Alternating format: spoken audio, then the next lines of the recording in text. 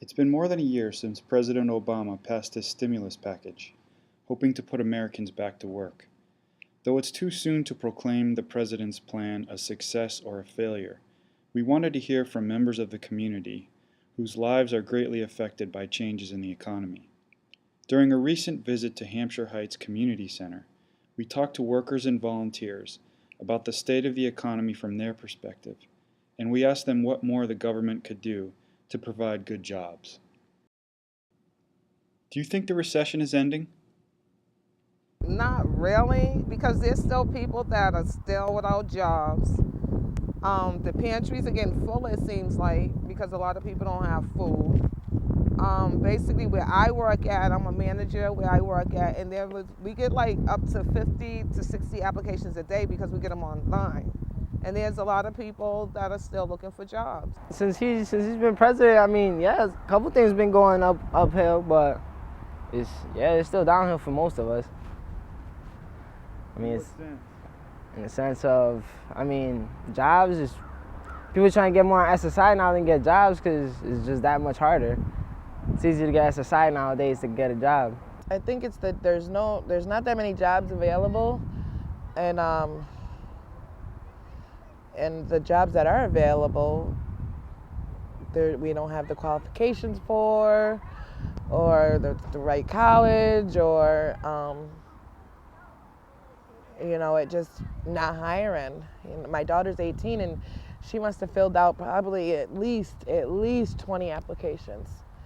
She couldn't even get a job. So I don't know if they're not hiring or if they don't have the money. A lot of people say they're cutting back on a lot of their hours. So Actually, it's getting harder for more colored people to get jobs. How so?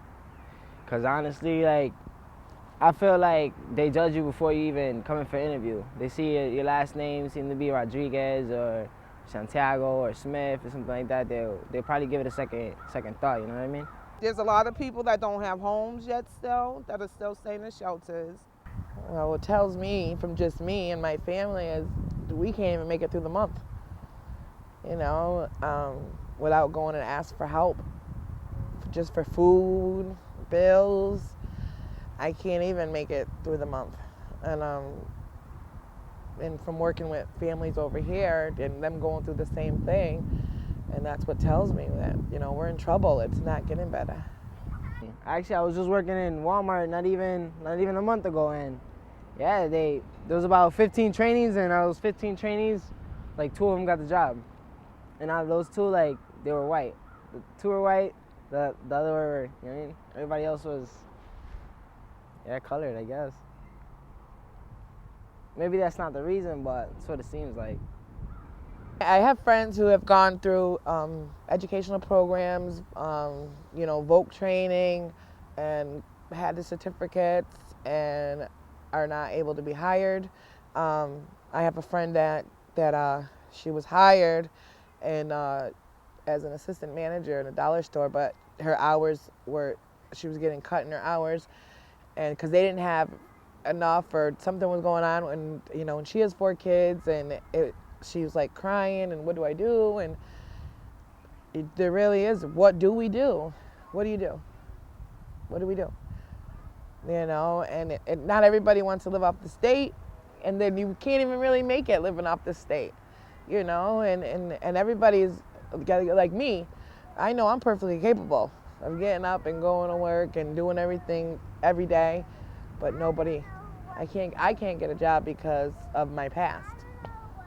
I can't get a job nowhere, and I'm more than qualified. So then I'm stuck doing volunteer work and begging, just to eat. So. What more could be done to help people in our area find meaningful and stable work? Well, first of all, we got to open up some jobs for these people. There's a lot of people that really need jobs. I think more job fairs centered more around colored people. Have you been to job fairs before? Like, if you found Actually, yeah, I have, and they're getting smaller. The groups used to be bigger. The jobs used to be more of open variety, and now it's down to jobs nobody wants to do really. I think a lot of companies should do open houses. if you're hiring, instead of like putting it up like on your business, I'm hiring or whatever, do an open house and like take various applications to give people opportunities. And my thing is, once you get a job, regardless if you do not like it, you need to keep it until one comes up that's really going to suit your needs, basically.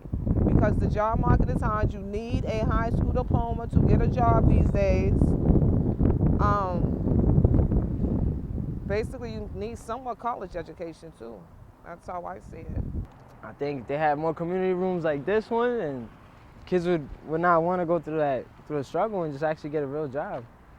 I started the community center in September of last year, and I started out with just a dance class, and it's grown now. I have 18 children from Hampshire Heights that I work with. We have a homework club on Wednesdays, Thursdays, and Fridays. We offer dance class, we do performances, we do field trips, we do, I do camps. On February vacation, I did a camp from 9 to 3, I had 18 kids. We went to the fire department, Big Y. I have, a couple kids that are 14, 15 that were, going over to the career center, seeing about there's a summer program where they can work for the summer program. I took one boy down to McDonald's, helped him fill out an application. He never got hired, but we did it. I took him over to Goodwill, we got him a tie, and we went down and filled the application. We're trying to look and see if the kids can, the older kids can volunteer as camp counselors and take the lifeguard course, and then, get into the job.